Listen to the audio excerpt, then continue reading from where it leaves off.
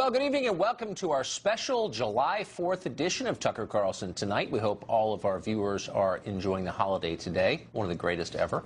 We're halfway through 2017, and in that span we've had to spend a lot of time talking about Russian hacking, even though, as you may have noticed, no evidence at all has emerged that Russian agents were indeed responsible for altering the results of last fall's election. To give you an idea of how little has happened, consider this interview we conducted with Congressman Adam Schiff of Burbank, California, back in December. We could have had the same interview tonight, and not much would have changed. These hacks were of such seriousness, they could not have taken place without the approval at the highest levels of the Kremlin. That's speculation, and we've seen a lot. Well, it is speculation. It is not speculation. You can only say speculation. It's a statement of fact? It is a statement of the intelligence community's best assessment, okay. and you can quarrel with that because there's a political reason to do it, but this is what the intelligence professionals are saying. Well, they've told us a lot. You know, I've lived here a long time. I remember vividly the massive stockpiles of WMD in Iraq, which the intelligence community assured us were there, and they weren't. So, pardon me for my skepticism. I think it's a patriotic position. But let me just say this: we know. Tucker, let me just say this: you don't have to take my word for it. You don't have to take I've been following, but here's what I don't get. There's been a lot of hacking. The Republican members of the Intelligence Committee. But here we've had hacking think this is in dispute. Of the Pentagon, the White House, the State Department. The CIA director's personal email was hacked. We think in some cases by Russia. I don't remember you holding a press conference and saying, hey, Obama administration, your cybersecurity is pathetic. How specifically did the Russians make this election outcome different from what it would have been otherwise? How specifically did they, quote, hack our democracy? We will never know, whether this was determinative any more than Director Comey's involvement in the election. The means they used were hacking into democratic institutions and the leaking of documents designed in the primary process to sow division between the Clinton and Sanders camps, something that we saw actually took place as a result of that. And then in the general election to attempt to discredit Secretary of State Clinton in a way that would harm her and would help Donald Trump. How did they do that? Well, it was pretty obvious, wasn't it? They hacked, they released documents that were real. Oh, yes, they were real, and they were ones that were damaging to Secretary Clinton. Can you point to documents that they disclosed that were damaging to the Republican Party? Let's just get to the bottom line. You're upset because you think this affected the election. I get why you're upset. But are you arguing that voters, and other reasons too, but are you arguing that voters should not have seen that information? This is an important point, though. It's not just the fact that it damaged the candidate I was supporting. All Americans, Democrats and Republicans, and particularly, of the party of Reagan, ought to be concerned when we have Russia interfering in our political affairs. But are you arguing that voters should not have had the right to see that information? If you could take it back, would you say voters, you're not allowed to see that information? Well, I would say that we ought to stop Russia from doing this. Now, whether the press should publish the information or not, do you think they should? That is a different question. I think that there are some cases where the public interest is so great they should publish. But I also think, and this was an issue I took with the press during the campaign, that when they do publish information that the Russians have hacked and the Russians want us to see, they ought to inform the public of the provenance of those emails. But they don't know it, and neither do you. You don't know that. You don't know that the government. I think it's really irresponsible for you to say you know that the Putin government did this. You know what is irresponsible, Tucker, for you to make that claim without looking at the evidence, and more importantly, you can't say that you know the Putin government did that. More importantly, for the president-elect today, to say that he doesn't know whether the Russians... You're on the Intel Committee. Let me just ask you one final question. Can you look right into the camera and say, I know for a fact the government of Vladimir Putin was behind the hacks of John Podesta's email? Absolutely. The government of Vladimir Putin was behind the hacks of our institution and the dumping of information. Of John Podesta's email? Not only in the United States, but also in Europe. Okay, you're not. You know what? You're dodging. And Tucker, no, look and say, I know they did. John Podesta's emails, they hacked those. And I think that Ronald Reagan will be rolling over his grave at your carrying water for the Kremlin. I'm not carrying water for the. You're a sitting member of Congress on the Intel Committee, and you can't say they hacked. You're gonna have to move your show to RT Russian television because you know what? That's just so beneath your office because it's so dumb and you're being duplicitous. I'm asking you, did they hack Podesta's emails? And you can't say it. Like that, Tucker. You just said I was carrying. You said I was carrying water for Putin. That's pretty hilarious. When you essentially are an apologist for the Kremlin, that's what you're doing. I'm going to one last time, Congressman. look into the camera and say they hacked John Podesta's emails. We know for a fact that Putin's government did that. You can't, and you know you can't, and you're hiding behind weasel words. I just said that the say they hacked John Podesta's emails. Russians, I'm not going to be specific as to Oh, because you don't know it. That's why. All right. Done. One. You don't know it, and you're alleging it Tucker, without any evidence, and it's wrong. You're ignoring the evidence because you don't care. The fact that it helped the Republican candidate is all you need to know, apparently. That's totally false. I just think if you're going to make a serious allegation about an actual country with an actual government, you ought to know what you're talking about, and you don't. I think that you ought to accept. I got to go. I'm taking cash from Putin now. I'm on RT. Republicans on the Intelligence Committee have seen for a fact. If you could say it, you would, and you can't, and you know that. If you're willing to be in denial about this because it suits a Republican-elect president. Okay, whatever. You can blather on all you want, man, but I gave you a chance to state it clearly, and you wouldn't, which tells you everything you know. You, all right. Or a president-elect. Okay. Not very much, apparently. I appreciate that, Congressman. And now I need to take a call from Vladimir Putin, so I'm going to put you on hold for 1 second. Well, Congressman Schiff wasn't the only one who couldn't provide a scintilla of evidence of Russian collusion. We brought a parade of Democrats onto the show over the months we've been on the air. And while all of them are happy to promote conspiracy theories, some of them real tinfoil hat stuff, none of them has provided any evidence to back them up. We are focusing to make sure that our republic is secure because of the extraordinary intervention by a hostile foreign power. You're selling crap to your voters, and you know that. You're telling them that all their problems can be explained by Vladimir Putin's intervention into American politics. Not and it's insane, and it's sad, and they believe you because they trust you, but you're lying to them. We are literally going out there and campaigning every day on health care. That's what our candidates are going out there and talking to people about. That's what members of Congress are spending their time focusing on. I mean, if you turn on the TV Really, because I live here, I host a cable show in this city, and I can promise you that every person I talk to on the left is totally absorbed in the Russia story, and this poll, on which this whole segment is predicated, proves that it's true. Look, you heard the FBI director today say that Vladimir Putin hated Hillary Clinton, hated her. He personally hated her, and that's why he sought her defeat in the election. How do you think he made that up? Or do you think I don't know the answer. I'm asking you as a member of the Intel Committee. Yeah. How would he know something like that? I don't know what I think about things. We don't even know ourselves. How could he possibly know the innermost thoughts of the Why are we really here? I mean, you're no, it's a serious question. Yeah. Why would he allege something like that? How could he possibly know that? Because of intelligence reporting. Based on what? Through electronic sources that are in the public report that the intelligence community put out, that he, but there's no indication of how we could know Vladimir Putin's innermost thoughts about Hillary Clinton, and you're asking me to just take it on faith. Do you think we should tell the world how we collect intelligence? No, I think before or should we trust the people who do it? I think before government officials change our foreign policy and declare war against a sovereign country, as you all are attempting to do, we, citizens, have a right to know on what basis you're doing that. This conspiracy is a lot deeper than I thought it was. So you're saying, I mean, it's one thing to say, okay, members of the Trump administration met with Russian officials. That kind of thing happens a lot. Maybe it's ominous, maybe it's not. Well, and to lie about it. And that's an important thing. That's fine. No, but you're saying now that the military action we just saw on Thursday night may have been coordinated with the Russians to throw sleuths like you off the scent. That appears to be what you're saying. And that just seems like a huge conspiracy to me. Well, it's a conspiracy if it's a conspiracy, but the reality is I'm just giving it to you as a plausible explanation. No, and that's why I said I'm not going to confirm it. Look, I know you would love for me to say that and confirm it. I'm just saying that there are people who think that. The truth is Jeff Sessions had nothing to do with Russia hacking into various computer systems, and there's no evidence to suggest otherwise. So why continue this charade? Tucker, what we know is that the Russians were laser focused on lifting the sanctions against their regime as a result of the invasion of Crimea and Ukraine. They were successful in having the Republican Party platform changed. We don't know how or why. We should. That's ridiculous. Let me finish. That's absurd. Excuse me. You're saying things that are just dumb. We don't know that. I mean, they did change the platform, and we don't know why. The platform committee. I was there. I didn't see any. Was Kislyak there? I didn't see any Russians in the platform committee. We know the platform committee was changed, and that was an objective. Because of the Russians. Were they in the meeting? I didn't say that. If I did, I said we should find out why it was changed. But here's the point. No, you just said the Russians got it changed in the Republican platform. Well, then I misspoke. You don't know that. No, and I wouldn't make that allegation, but we ought to get to the bottom of it. No, listen to me. Listen, Tucker. So anyone who's against sanctions, I'm against sanctions on Russia. Why? Does that make me a tool of Putin? Because you don't care about the invasion of Ukraine or Crimea? No, I don't think those are central to American interests, actually. No, I have a legitimate policy disagreement. Am I a spy, too? I'm getting very frustrated. I don't know what it means to hack an election. I don't know exactly what they did that would constitute a crime so severe that you'd have to spy on the Trump campaign to prove it. Tucker, what is that They evidence? hacked into the DNC's emails, and they leaked those emails out in a strategic way to impact the election. Why and won't all of our intelligence How do agencies? you know that? Because every single one of our intelligence agencies have said that. Director Comey has said that. Clapper they said that. They have all said that. Then, and if you don't trust them, maybe you can that's a different story. Maybe you can answer this question.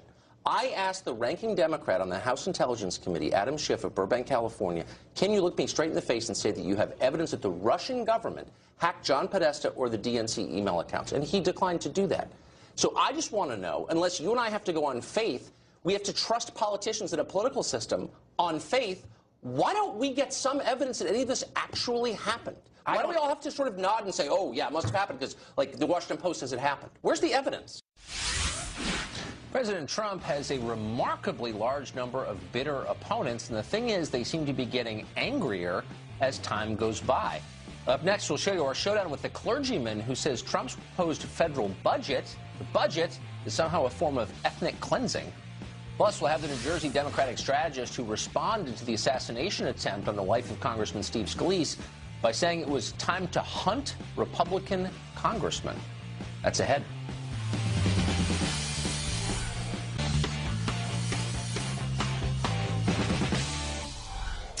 Well, the foes of the president call themselves the resistance, as though he were a foreign tyrant, Vichy or something, and not the democratically elected leader of our country.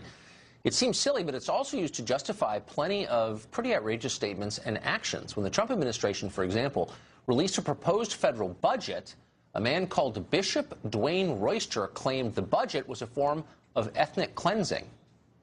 This budget, if I can be honest with you, it is an attempt to implement ethnic cleansing in this nation from people of color, but also poor white folk from whom the services being cut will be impacted the most. President Trump and his surrogates have used dog whistle language to speak about race in negative ways and create fear in the hearts of Americans. Well, that didn't make a lot of sense, so we invited Royster on the show to explain what exactly he meant. Here's part of what he said. You know, I don't want to be in the position of defending a budget that I don't like in a lot of ways. But it's outrageous for you to say he has contempt when you don't know that. You don't know that. It's unknowable. We can evaluate whether the policies work or not, whether we agree with them or not. We can't evaluate what he thinks because we don't know. And you cast this in racial terms. It is racial. How is it racial? It's absolutely racial. Doesn't this affect poor white people, too? Absolutely. But how's it racial? Tucker, if we were to go back and take a look at Donald Trump as candidate up through all the actions Donald Trump has made in the beginning of his presidency, the actions that he has taken are very much racially motivated. They're very much motivated by faith. They're very much motivated by trying to make America white again, not just make America great again. How the hell do you look at this budget and say it's ethnic cleansing? It is ethnic cleansing. People believe you. It is. We're talking about taking $1.4 trillion out of Medicaid, making it so that people who struggle the deepest in this country are not going to be able to get the health care that they need. We're talking about taking $200 billion. Let me finish. They're talking about taking $200 billion away from SNAP benefits that are going to be able to help feed people in this country. We're talking about taking away more money. Hold on, slow down. I'm asking something very specific. Why is it ethnic? Because the life expectancy for black Americans is not in decline. It is in decline for working class white Americans. So presumably it hurts them worse. But that number is still higher for white folk than it is for black folk in this country. No. The reality is that this is racial. The dog whistle language that Donald Trump and his surrogates used while they were on the campaign trail is the same language that they're using to try to get this budget passed. It's the same language that they're trying to use to be able to try to cut these programs. They're using dog whistle language that goes back to Nixon and when he was using the Southern strategy, when Ronald Reagan was using that language. This is a fact-based conversation. When we look at the programs that are being cut, they are going to cut people of color. They're going to cut poor white people, and the poor white folk out there are being sold a bill of lies. Instead of making gross generalizations about people's ethnicity and skin color and evoking the shared memories of persecution, which you are doing on purpose, say, look, here's the policy. People. This is persecuting people. Maybe he just disagrees with you. Does that make him evil? In this country will be persecuted as a result of this. We're cutting the legal services corporation so people won't even be able to have a legal defense for themselves in this country. You're so overstating it that here's the problem. Here's why I think you're a bad representative for your faith. Because you don't entertain... You don't know anything about my faith. I'm saying this. that a prerequisite of decency is to assume, until proved otherwise, goodwill on the part of people who disagree. The people who are reasonable and decent can have a different view from the view I have, and they're still reasonable and decent. We just disagree. You don't seem to entertain that possibility. Actually, Tucker, I did not attack Donald Trump personally. I attacked this policy. Ethnic cleansing? And I said this particular policy is about ethnic cleansing, along with the Muslim ban, along with what he did at Standing Rock with executive orders, letting oil pipelines come through indigenous communities that the white communities in the same area didn't want coming through their areas. While we look at this budget and everything else that's going on with that. There are plenty of Indian reservations that have pipelines through them. Are they complicit in ethnic cleansing? And you ought to bring people together in your capacity as a clergyman, not divide them. Don't lift the Bible in my presence, buddy. I'm a preacher. This is what I do. No, right? not here. This is what I do. Matthew 25. Jesus talks very clearly about. You know what? I want to have a conversation about adult judging things. How people are going to be judged. Are you saying faith is not an adult thing? Are you sitting here criticizing faith and saying it's not an adult thing? Needless to say, you, sir, ought to be ashamed. All right, we got to go. You may think Bishop Royster's statements were a little over the top, but by comparison to what we heard from Democratic strategist Jim Devine, they were tame. After the attempted assassination of Congressman Steve Scalise, Devine went on Twitter and said that Republican lawmakers deserved it for engaging in inflammatory rhetoric. He then added this hashtag, Hunt Republican Congressman. We invited Devine on the show, and amazingly, he came. Here's what happened next. Hours after 5 people were shot, including the House Majority Whip, you sent out a tweet that said, Hunt Republicans. I mean, it was clearly a reference to the assassination attempt against Congressman Scalise. It's hard to imagine how you could justify writing something like that. In the immediate aftermath of the shooting at the Sandy Hook School, we've heard people say this is not the time to talk about gun violence. We've heard lots of things follow this. You know, this is a. But that's not what you were saying. You were encouraging gun violence. Wait, hold on. Absolutely not. You were encouraging gun violence. Absolutely not. I never encouraged gun violence, and I stated on my tweet. What did you mean by that? I don't condone or advocate. I'm talking about you, not some other paper. I mean, please. But this is what's been out there. This has been going on interested in what other people. We see stuff like this, and this is not an uncommon that's great, thing. But we're not. We saw. So your excuse apparently is other people have done it. That's not an excuse. I'm here to ask you about something that you wrote, and why don't you explain it? Why did you write Hunt Republicans? Is that for too long, Republicans in this country have failed to distinguish the differences between politics and war. And a lot of Democrats have failed to see the similarities. So you guys either have to tone down the rhetoric or we have to step up. And I don't think there's anything. I don't think Republicans. Hunt Republicans. There's nothing wrong with that. Sarah Palin put the crosshairs on Congress. I'm just saying hunt Republicans instead of Democrats. First of all, Sarah Palin didn't do that. A group affiliated with her did. And it's a difference between a metaphor and actually suggesting affirmatively go hunt Republicans after Republicans have just been shot. She put up a boast about her Republican bullseyes. What point are you making? That that's okay? What I'm making the point is that after year after year after year of hearing the same kind of violent rhetoric from the right, the left has every reason to come forward and stand up. What I've learned in life is that when you're confronted with bullies, you have to fight fire with fire. You have to stand up to them. But my point is that when you put up obstacles to people voting, when you secretly plot in the Senate to repeal health care that's keeping 50,000 Americans alive, and you're otherwise erecting barriers to the democratic process where we have elections where the people that get the most votes don't win, that you should be shot? What happens is, no, but that is tyrannical government. Do you think that someone who tweets a line such as hunt Republicans or hunt Democrats ought to be allowed to have a gun as a gun control advocate? That's my question to you. It's really simple. What's the answer? Absolutely. I don't think that would in and of itself define them as a person who either broke someone the law going on to social media and advocating violence in the wake of a shooting. That's not a red flag or anything. Okay. It does not You're not much of a gun advocate control guy, I guess. Yeah, apparently not. What is your point? My point is enough is enough. So, if it's so it's time to take up arms? No, it is not about taking up arms. It is about coming together and fighting back. Fighting back how? Politically. Peacefully. Then what is this about hunting America? and cheer? You know what? You're an unbalanced person, and I have to say, it's distressing that more Democrats haven't disavowed you. Well, it's not just Trump that makes the left deranged. Coming up, we'll have a memorable encounter with a feminist who objects to calling breastfeeding natural, if you can believe it. Stay tuned.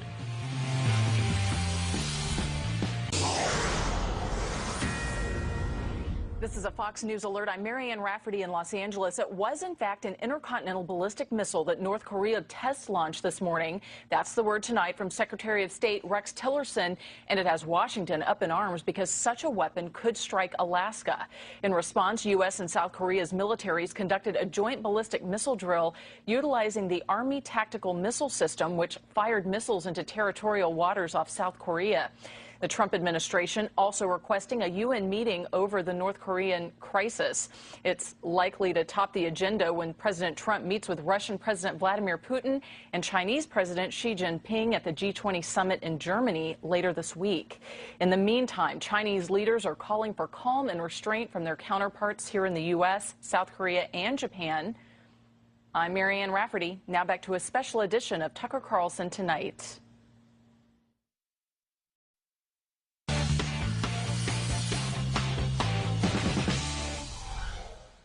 Well, from the academia file, this spring, an article in the medical journal Pediatrics said it was, we're quoting now, ethically problematic to refer to breastfeeding as a, quote, natural activity, though, of course, it's the most natural of all activities. It was one of the weirdest things we've seen in a year that has been definitely weird. Kathy Aru of Catalina Magazine thought the article was splendid, though, and she came on the show to defend it. So this was kind of a baffling story. One, that people are inserting politics into breastfeeding, which seems like it would be off limits for politics. But two, why it would be controversial to call breastfeeding natural. If breastfeeding is not natural, what is natural? Well, breastfeeding doesn't come naturally, as pediatricians will tell you. It's not exactly easy. There are lactation specialists out there. There's a whole industry out there. So breastfeeding isn't exactly natural. It doesn't come naturally to women. So what they're saying is, which I'm so happy there's a study out there that are finally letting women not have this guilt trip, that it's okay to hand the formula over to daddy, to the men, and it's natural for a man to feed a baby. So they're saying that only a woman able to feed a child is inappropriate. It's unethical and inappropriate. And I'm so glad that women are let off the hook. Finally. I mean, it's not unethical or inappropriate, whatever those words mean. I mean, it's the opinion of some physicians that breast milk is superior to formula, and other people disagree, and it's a debate that has raged for quite some time. But what you seem to be saying is it is bad because it suggests that women have a different role in motherhood than men do, but they do because women are the only people biologically capable of bearing children. Is that now a controversial observation? Well, the study is saying, though, that women are not the only ones who could feed the children. So that's what they're trying to say. It is natural for others to be able to feed the children. So the whole burden is not on the mother. So that's what they're trying to say with this study. Okay, but that's okay. First of all, of course that's true. Right. Of course. But that's kind of a decision. What do you mean? I don't think women are stupid. Oh, well, there are some women that actually, I interviewed a pediatrician that had a mother that had a child starving for 2 weeks. She was not able to lactate. She was not able to produce breast milk for 2 weeks. The baby had lost weight, and she refused to give that baby formula for fear that her baby was not going to get the perfect breast milk and would have to turn to formula. The baby ended up in the NICU. That's a totally fair point, and that's a shame when people feel like, there's no alternative. Perhaps there are some, but that's not what's really going on here. This is gender politics intruding on the personal decisions that parents make. Well, it's also blurring the lines. It's suggesting, by the way, that men can breastfeed, which I don't think they can. It's suggesting that men could, I don't know, but it's suggesting that I do know. The answer is they can't. So. I have 4 children, I can tell you. I don't know your secrets, but no, what they're saying is that men can feed children. They're finally putting a study out there that's saying that breast milk is not the only way to go. There are other ways, and other things are natural. You're dodging what I'm saying. Look, strictly speaking, I don't disagree with you. Thank you. But the debate is whether breast milk is better or worse than formula. And again, that is a scientific debate that nutritionists and physicians can have. This is feminist groups saying, how dare you suggest that it's better for women to feed babies because that somehow ties them biologically to the act of procreation. And my only point is, feminists, as usual, are helping to obscure biological realities because they don't like them. And that's an attack on science, and I'm against that. It's a study that's just saying it's inappropriate to say that breast milk is the only natural way to feed a child. A man could naturally feed a child in other ways. Actually, a man can't naturally feed a child. A man can't produce formula. I mean, baby, and naturally give it formula. Natural. It's natural. Loving is natural. Okay. It's just. Can you just take 3 steps back? No. And acknowledge that there's something pretty awful about inserting gender politics into something as beautiful and intimate as the first days of a child's life. You know and what? maybe parents could say, hey, back off. It's not beautiful. Breastfeeding is not beautiful. Breastfeeding, it causes so many headaches, and it can be so horrible. And as a pediatrician told me, it doesn't come naturally for so many women. So this study, I think, is wonderful because so women can finally step back and say, wow, it's okay to hand the bottle and the baby over to dad or my girlfriend or whatever the case may be. Half of that sentence is correct, of course. It is absolutely okay to do that. Thanks. But I'm just wondering, final question for you, because this is giving me a little bit of a headache. I'm sorry. No offense to you. No, it's not your fault, but just the whole subject is so crazy.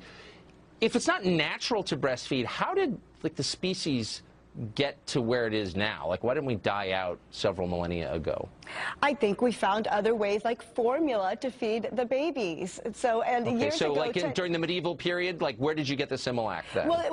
Yeah, exactly. I'm not quite sure, but this breastfeeding phenomenon has been going on for the last 10 years. But before that, our mothers weren't all exactly into breastfeeding. You had the feminism, the revolution, the 70s. Women did not breastfeed like they do nowadays. So breastfeeding has not always been the answer.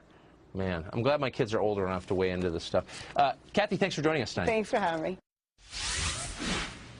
Well, Muslims in Australia say they need safe spaces where they can freely express controversial opinions. What kind of controversial opinions might those be? Up next, we'll show you our talk with a Muslim woman who thinks these safe spaces are an excellent idea, and hear her answer to that question.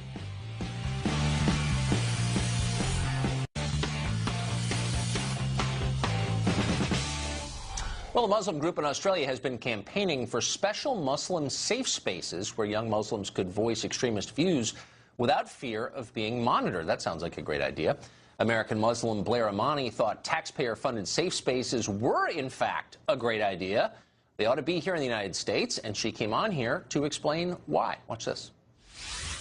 So, Blair, what exactly would a safe space for Muslims look like? What does that mean exactly? Well, first, I think we need to start by understanding that everybody kind of misunderstands what a safe space means. And so for me today, I'm talking about safe spaces being somewhere where you can be who you are without fear of being surveilled, having violence committed against you, or being harassed. And I think it's a good idea to have everywhere. America was built on the idea that we could express our religious freedoms, that we can have free speech. I know that's something that you very much believe in. Yes. And I think it's, a necessary thing. And we're talking about safe spaces for Muslims. We need to recognize that we've been surveilled for a very long time. I converted to Islam 2 years ago, but for folks who have been Muslim and living in America, it's a crisis for them because, you're being surveilled, you're being watched, and children are being affected. We may have to stop you there. Why do you think law enforcement agencies would put Muslims under surveillance? Well, obviously because of the, the counterterrorism efforts. But when... No, but I'm sorry, what is that? Why would there be counterterrorism efforts aimed at Muslims? Come on, Tucker, you're a smart guy. You know why that is. I don't know. I'm a man who asks questions, and I'm asking a question about the statement you just made. What's the answer? Absolutely. Well, there are, acts of terror committed in the name of Allah that do not, reflect the Muslim community. However, there is this, Well, they may or they may not, but you'll concede this is not entirely random. It's not that the U.S. government or police departments are just, looking for some religious group to persecute, or is that what you're saying? I am saying that, the United States government has been in the business of doing that for quite a long time. So why don't they do it to the Amish? Wait, hold on a second. Why don't they do it to the Amish, or why don't they do it to Hasidic Jews? I mean, they're a set-apart community, speak a different language, not assimilated, but I don't see a lot of terror attacks committed by those groups. Have you?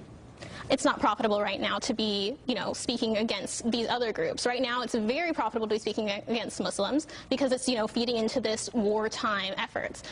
More cells. Okay, but look, I mean, we can debate the details here, but I think it's important to acknowledge a baseline, and that is that there have been an awful lot of attacks where actual people died in the United States and in Europe, committed by people saying really clearly we're acting in the name of Islam. And other Muslims say, you don't act in my name and you're perverting our religion or whatever.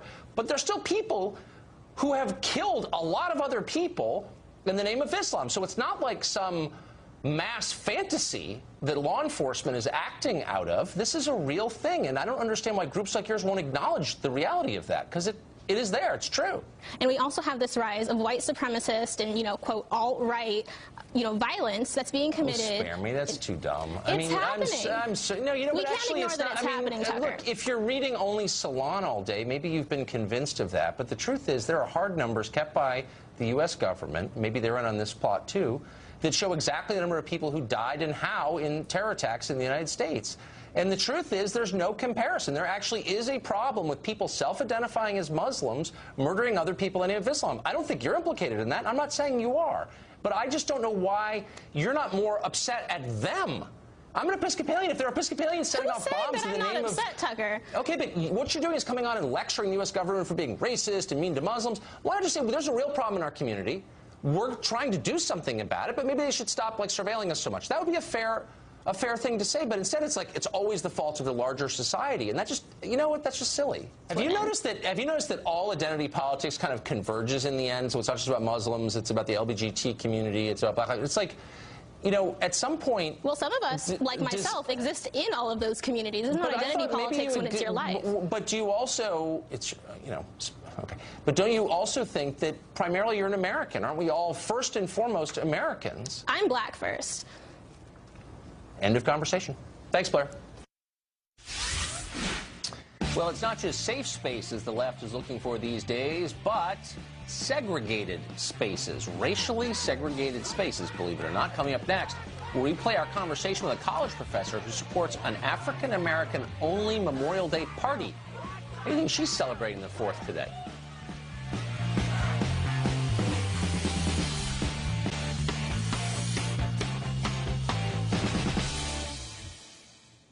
Well, Memorial Day is supposed to bring Americans together, and mostly it does, but this year a New York Black Lives Matter group thought differently. They hosted a party for the holiday and asked people who weren't black not to come.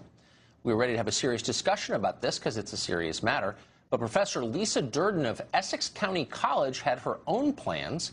You can judge for yourself what you thought of her argument. We will say that the college she worked for fired her over this segment. Judge for yourself.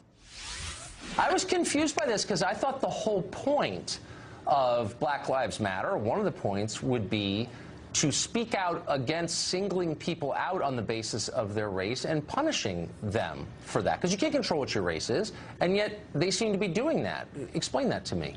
What I say to that is boo-hoo-hoo.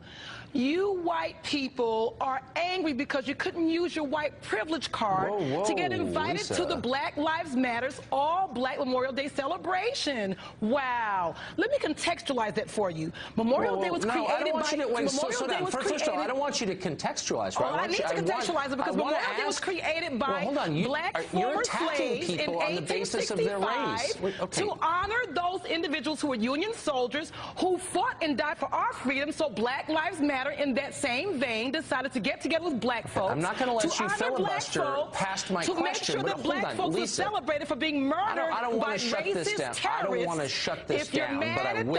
Okay. I'm not mad at that. I'm not mad at that. I just have a really simple question for you. If you don't like people excluding others on the basis of their race, and as a society we agree that that's bad. I agree it's bad, you agree it's bad. Then why are you doing it? And why are you defending it now? White folks crack me up all of a sudden when we want to have one day for black folks to focus on ourselves. But you've been having white days forever. You don't say the words anymore because you know it's politically incorrect. But you've had an all-white Oscars, all these movies with all-white actors, movie after movie after movie, all-white TV shows with white casts over and over and over again. The Bachelorette, it took 11 seasons of a black bachelorette. Okay. Are you serious? It's hard to believe. I hope you're not speaking for anyone else. I hope there are a lot of people in this country who agree with you. My name is Lisa Durden. I'm speaking for Lisa Durden. I just hope there aren't people watching who agree with you, because what you're saying is so hostile and separatist and crazy. It's such a basic violation of what I thought we all agreed on, which is you don't attack people for things they can't control, namely their race. It's not an attack. I'm stating the facts.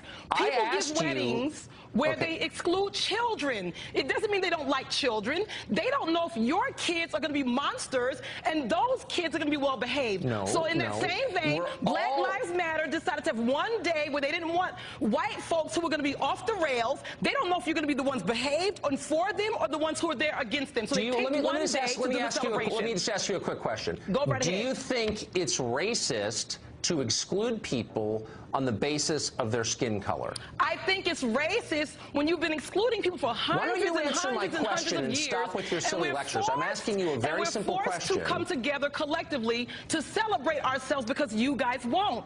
You are the larger society. Let's be real here. You guys, I'm talking about what I thought we all believed. Let me ask you this. Do you think it would be fair if white people did come to a Black Lives Matter celebration? They do all the time. When you look at Black Lives Matter, do you use the same water fountain that they do?